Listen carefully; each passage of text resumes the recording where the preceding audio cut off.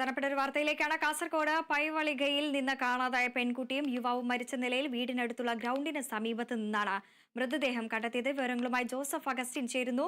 Joseph, 26 ദിവസം മുൻപ് കാണാതായിട്ടുള്ള പെൺകുട്ടിയെയാണ് ഇപ്പോൾ മരിച്ച നിലയിൽ കണ്ടെത്തിയിരിക്കുന്നത്. ഒപ്പം തന്നെ ഒരു യുവാവിനെയും മരിച്ച നിലയിൽ കണ്ടെത്താൻ സാധിച്ചു. വിവരങ്ങൾ എങ്ങനെയാണ്?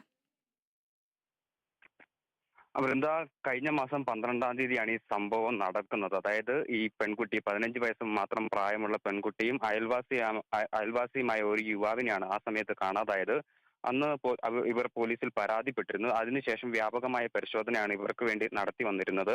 ഈ അതിർത്തി വിട്ടുപോയി എന്നാണ്, അതായത് ഈ കർണാടകയോട് ചേർന്ന ഒരു പ്രദേശമാണ് പൈവേളിക്ക്. അതുകൊണ്ട് തന്നെ ഇവർ അതിർത്തി കടന്നു പോയിട്ടുണ്ടാകുമെന്നാണ് ആ ഘട്ടത്തിൽ വിശ്വസിച്ചിരുന്നത്. എന്തായാലും ഈ അവസാനം ഇത്തരത്തിൽ ഇവർ ഹേബിയസ് കോർപ്പസ് ഫയൽ ചെയ്യുന്ന ഒരു സാഹചര്യമാണ് ഉണ്ടായത്. ഈ പെൺകുട്ടിക്ക് പ്രായപൂർത്തിയായിട്ടില്ല. മാത്രമല്ല, ഇത്തരത്തിൽ ഇവരെ കണ്ടെത്തുന്നതിന് വേണ്ടി ആദ്യഘട്ടത്തിൽ പോലീസ് വലിയ രീതിയിൽ ഡ്രോൺ ഉപയോഗിച്ചിട്ടുള്ള പരിശോധനകളൊക്കെ നടത്തിയിരുന്നു. അവസാനം ലഭിച്ച ടവർ ലൊക്കേഷൻ കേന്ദ്രീകരിച്ചായിരുന്നു പരിശോധന നടത്തിയത്. പിന്നീടാണ് ഇവർ വേറെ എങ്ങും എത്തിയിട്ടില്ല, മറ്റാരെയും ബന്ധപ്പെട്ടിട്ടില്ല എന്ന് മനസ്സിലാക്കി ഈ ടവർ ലൊക്കേഷൻ ലഭിച്ച സ്ഥലം കേന്ദ്രീകരിച്ച് പോലീസും സന്നദ്ധ പ്രവർത്തകരുടെയും നാട്ടുകാരുടെയും നേതൃത്വത്തിൽ ഇന്ന് പരിശോധന നടത്തിയത്. ഈ പരിശോധന നടത്തിയപ്പോഴാണ് ഇത്തരത്തിൽ ഈ വീടിന് സമീപത്തുള്ള ഒരു ഗ്രൗണ്ടിനോട് ചേർന്നൊരു കുറ്റിക്കാട്ടിൽ ഇവരുടെ മൃതദേഹം കണ്ടെത്തിയത്. ഇവർക്ക് ഇതിൽ ഒരാൾ പ്രായപൂർത്തിയായിട്ടില്ല, മറ്റൊരാൾ അയൽവാസിയാണ്, ടാക്സി ഡ്രൈവറാണ്, 4ഓളം കാറുകൾ ഉള്ള ഒരു വ്യക്തിയാണ്. പ്രദീപ് എന്നാണ് ഇയാളുടെ പേര്. 42 വയസ്സാണ് ഇയാളുടെ പ്രായം. എന്തായാലും ഈ കുടുംബവുമായിട്ട് ഈ പ്രദീപിന് നേരത്തെ തന്നെ ബന്ധമുണ്ടായിരുന്നു. ഈ വിവിധ യാത്രകൾക്ക് വേണ്ടി ഇവർ ഈ കുടുംബം ഉപയോഗിച്ചിരുന്നത് ഈ പ്രദീപിന്റെ അധീനതയിലുള്ള കാറുകളും ഡ്രൈവറൊക്കെയായി അധീനതയിലുള്ള കാറുകളായിരുന്നു ഉപയോഗിച്ചുകൊണ്ടിരുന്നത്. അങ്ങനെയാണ് ഇവർ ഈ കുടുംബവുമായി പരിചയമാകുന്നത്. എന്തായാലും ആദ്യഘട്ടത്തിൽ ഇതൊരു ഒളിച്ചോട്ടമാണ് എന്നാണ് ഈ ഇത്തരത്തിൽ ഒരു വിവരം ലഭിച്ചത്. പക്ഷേ ഇതുമായി ബന്ധപ്പെട്ട് കൂടുതൽ വിശദാംശങ്ങളൊന്നും പോലീസ് ഇതുവരെയും പുറത്തുവിട്ടിട്ടില്ല.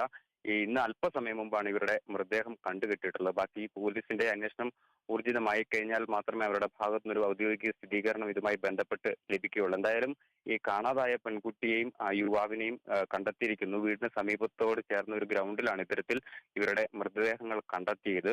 എന്തായാലും പോലീസ് ഇപ്പോൾ അവിടെ എത്തി പോലീസ് പരിശോധന നടത്തുന്നുണ്ട്. മറ്റ് ഇൻക്വസ്റ്റ് നടപടികളൊക്കെ പൂർത്തിയാക്കി മൃതദേഹം ഉടൻ തന്നെ താലൂക്ക് ആശുപത്രി മോർച്ചറിയിലേക്ക് മാറ്റുമെന്നാണ് അറിയാൻ സാധിച്ചിട്ടുള്ളത്. എന്തായാലും ഇവർ ഈ കുട്ടിയെ കാണാതായതിൽ പിന്നെ അവർ വലിയ രീതിയിൽ നിയമ പോരാട്ടങ്ങളൊക്കെ നടത്തിയിരുന്നു.